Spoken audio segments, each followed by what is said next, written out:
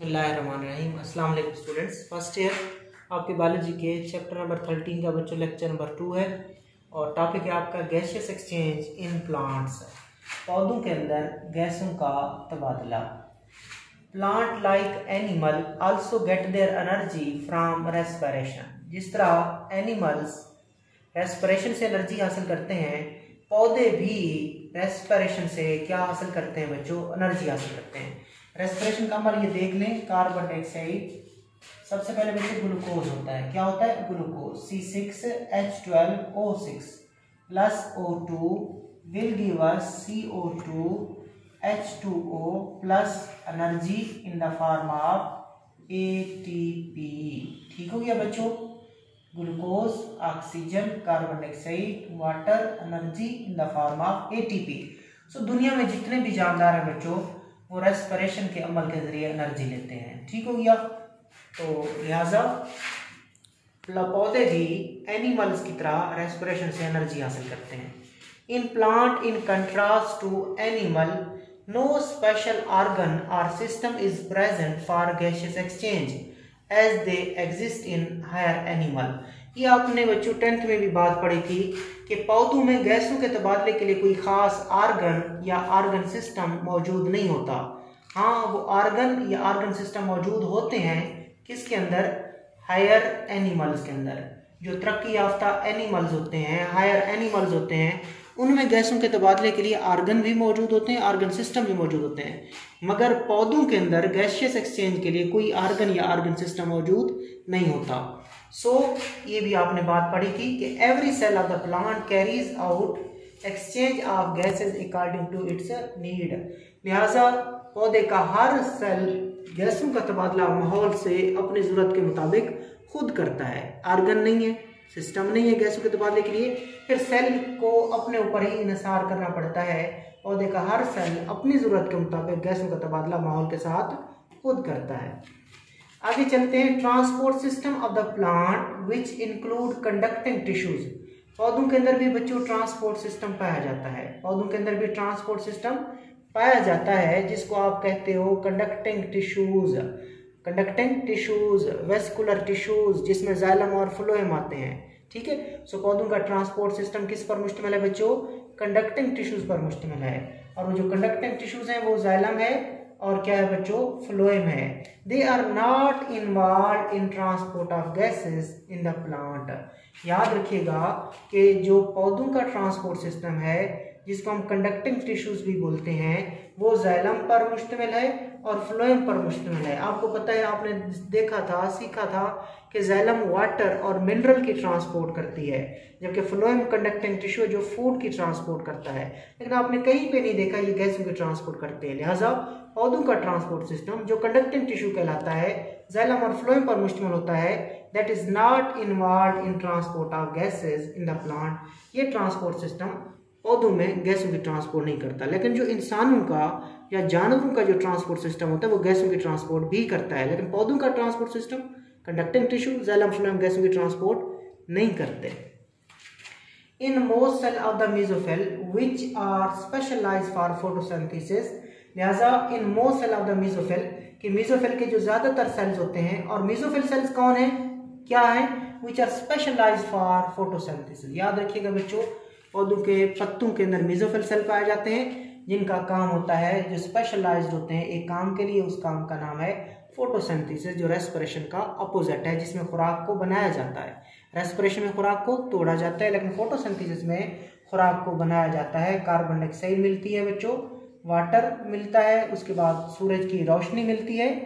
ठीक हो गया? ऊपर से सूरज की रोशनी आती है, अंदर पौधों में क्लोरोफिल होता है, जिससे क्या बनती है? ग्लूकोज बनाई जाती है। इस अमल को, और oxygen as a byproduct release होती है, वाटर भी रिलीज होता है। ठीक हो गया? ग्लूकोज को बनाया जाता है फोटोसिंथेसिस में in the presence of light.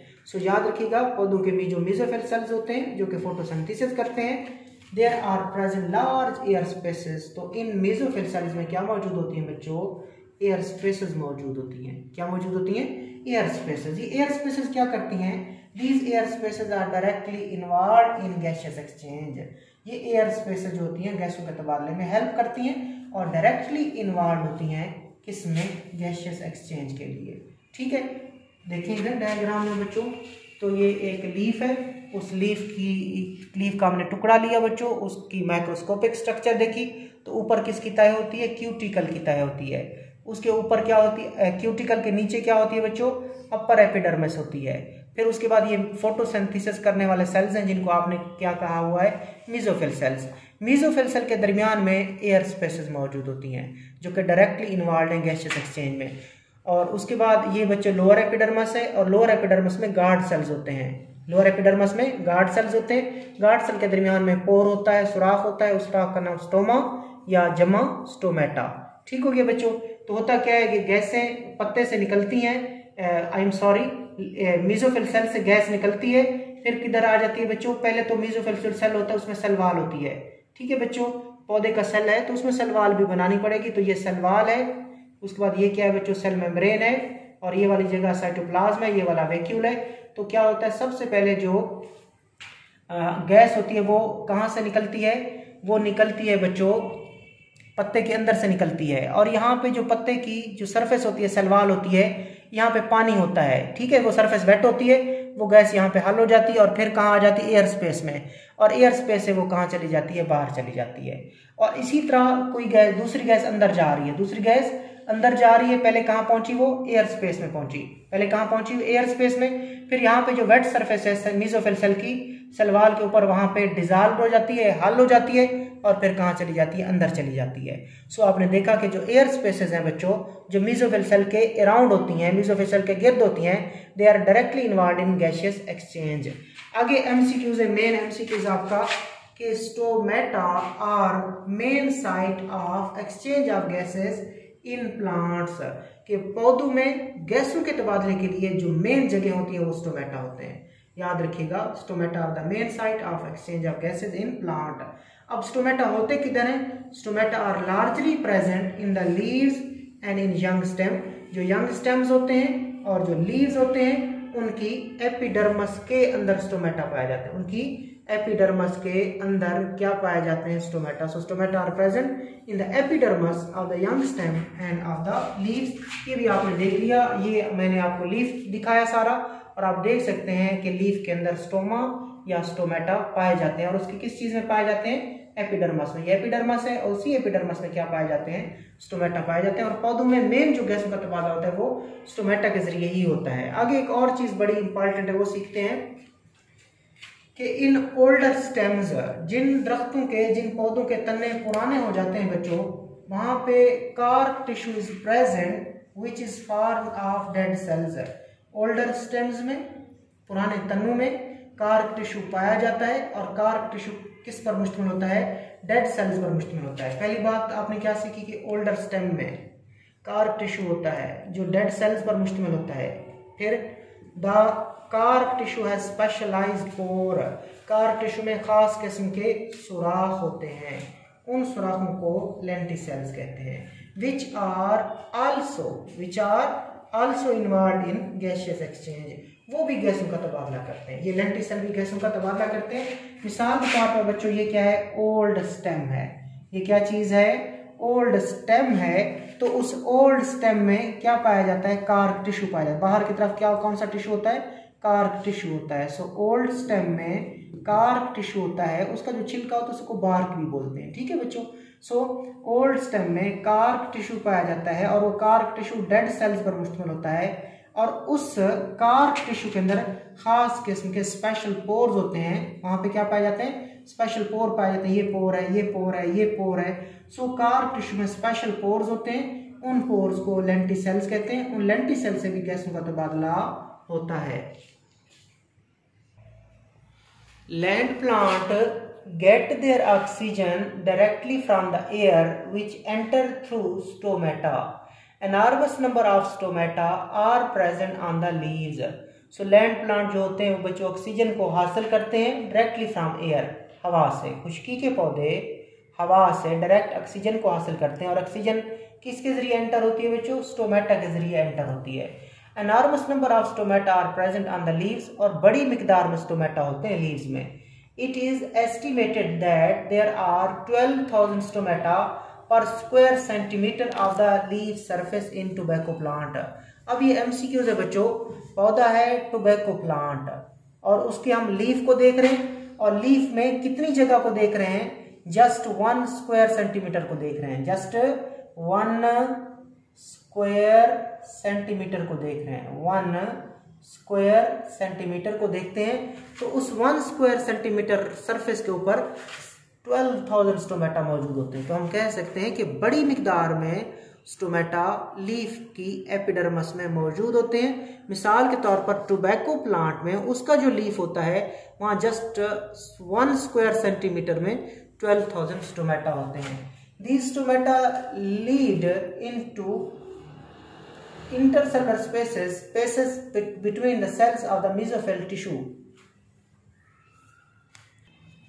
ठीक है बच्चों, अब डायग्राम देखें आप कि ये दोबारा क्यूटिकल है, अपर एपिडर्मस है, मेसोफिल सेल्स हैं और मेसोफिल सेल के दरमियान एयर स्पेसेस होती हैं। ये लोअर एपिडर्मस है और लोअर एपिडर्मस में ये क्या पाए जाते हैं बच्चों, स्टोमेटा पाए जाते हैं। ये सारे स्टोमेटा है, ये भी स्टोमेटा, ये भी क्या है बच्चों, स्टोमेटा है। तो क्या होता है कि जो स्टोमेटा है they lead to intercellular spaces between the cells of mesophyll tissue. ये स्टोमेटा हवा इधर से जाती है और हवा यहाँ चली जाती है, गैसेस यहाँ चली जाती हैं, तो इनको बोलते हैं इंटरसेलुलर स्पेसेस। एयर स्पेसेस का जो दूसरा नाम है वो इंटरसेलुलर स्पेस है या इंटरसेलुलर स्पेसेस के सेल के दरमियान की जगह, दो सेल के दरमियान की जगह को बोलते हैं इंटरसेलुलर स्पेस, जिसको एयर स्पेस भी बोलते हैं। ठीक हो गया। तो स्टोमेटा से जो गैस एंटर हुई वो कहाँ चली जाती है, इंटरसेलुलर स्पेस में या spaces around the mesophyll cell. कि मेसोफिल सेल के जो अराउंड स्पेस होती है वहां पे वो हवा चली जाती है। आगे क्या हुआ, आगे एयर स्पेसेस कैसे दिखाई देती हैं, air spaces are comparable to honeycomb. ये एयर स्पेसेस बच्चों हम देखते हैं ये हमें शहद की, जिस तरह मक्खी का छत्ता होता है बच्चों, जिस तरह शहद की मक्खी का छत्ता होता है जहाँ पे वो अंडे देती है या जिनमें शहद होता है, ये हमें वैसे दिखाई देती हैं। सो MCQ आ सकता है कि एयर स्पेसेस या इंटरसेलुलर स्पेसेस या spaces around the mesophyll cell वो किस तरह दिखाई देती हैं, या उनका आप कंपैरिजन किससे कर सकते हो, हनीकॉम्ब से कर सकते हो। तो MCQ आ सकता है एयर स्पेसेस का जो मवाजना है उनको आप किससे कर सकते हो, हनीकॉम्ब से कर सकते हो। सो दीज एयर स्पेसेस में comprise up to 40% of the total volume of the leaf. फिर ये दोबारा एक MCQ आ गया है कि एयर स्पेसेस तकरीबन लीफ की पूरी सरफेस का 40% होती हैं। सो एयर स्पेसेस लीफ की सरफेस का कितना होती है, 40%, और दिखाई किस तरह देती हैं, हनीकॉम्ब की तरह। ठीक है। और टोबैको प्लांट में स्टोमेटा कितने होते हैं, 12,000 स्टोमेटा होते हैं पर स्क्वायर सेंटीमीटर। आगे चलें, exchange of gases between and the moist surface of the mesophyll cell take place promptly। ठीक है। तो गैसों का जो तबादला होता है किसके दरमियान, मेसोफिल सेल की मोइस्ट सरफेस के दरमियान और एयर स्पेसेस में मौजूद ऑक्सीजन के दरमियान वो जो गैसों का तबादला है वो प्रॉम्प्टली हो जाता है, फौरन हो जाता है। ठीक है। अब यहाँ पे गैस पहुंची हुई है, मैं दोबारा बना देता हूँ। एक सेल की, आपको पता है प्लांट सेल्स हैं, तो प्लांट सेल में बाहर सेल वाल भी होती है, अंदर सेल मेम्ब्रेन होती है, बाहर क्या होती है, सेल वाल होती है। तो ये मैंने पहले भी आपको बताया हुआ है कि यहाँ पे पानी आया खड़ा होता है, तो लिहाजा ये सरफेस क्या होती है, वेट होती है, क्योंकि मॉइस्चर वाली होती है। कोई भी सरफेस जहाँ से गैसों का तबादला हो उसको मॉइस्चर वाला होना चाहिए, उसको पतला होना चाहिए, उसका सरफेस एरिया ज्यादा होना चाहिए। सो मेसोफिल सेल की सरफेस मॉइस्चर वाली होती है, वेट होती है, लिहाजा वहां पे गैसों का तबादला फौरन हो जाता है। The root of the land plant get their oxygen from the air existing in the spaces between the soil particle। अब ये चला गया है कि जो पौधे की रूट्स होती हैं, पौधे की बच्चों जो रूट्स होती हैं वो ऑक्सीजन कहाँ से लेती हैं, ये आपको पता है बच्चों, जमीन है। ठीक है। और पौधे का वो हिस्सा जो जमीन के अंदर होता है उनको क्या कहा जाता है, उनको रूट कहा जाता है। सो रूट कैसे गैसेस लेती हैं, यहाँ पे जमीन के अंदर ऑक्सीजन होती है, वही ऑक्सीजन इन रूट्स के अंदर चली जाती है, सो क्या सीखा आपने कहा the roots of the land plant get their oxygen from the air existing in the spaces between the soil particle. ये जो मैंने बनाए बच्चों ये क्या है, सॉइल के पार्टिकल्स हैं, और सॉइल के पार्टिकल के दरमियान एयर होती है और एयर के अंदर क्या होती है, ऑक्सीजन। वही ऑक्सीजन रूट में अब्जॉर्ब हो जाती है। आगे चलते हैं, इक्वेटिक प्लांट की बात करते हैं, पानी वाले पौधे। ये शॉर्ट क्वेश्चन पूछा जा सकता है, इक्वेटिक प्लांट कैसे गैसों का तबादला करते हैं, या पौधे के रूट गैसों का तबादला कैसे करती हैं। तो अलग दो शॉर्ट क्वेश्चन है। पानी वाले पौधे, they obtain their oxygen by diffusion from dissolved oxygen in the water. मिसाल के तौर पर बच्चों ये पानी है, ठीक हो गया, और इस पानी में क्या रहता है, पौधा रहता है। पानी में भी पौधे होते हैं, उनको आप हेलोफाइट या हेड्रोफाइट कह सकते हो। अगर फ्रेश वाटर है तो हेड्रोफाइट है, अगर सॉल्टी वाटर है, सी वाटर है तो हेलोफाइट है।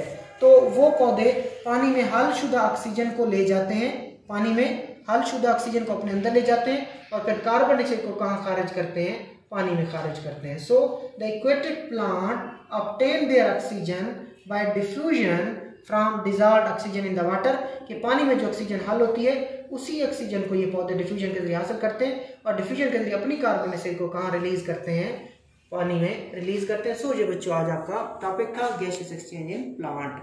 अल्लाह हाफिज़।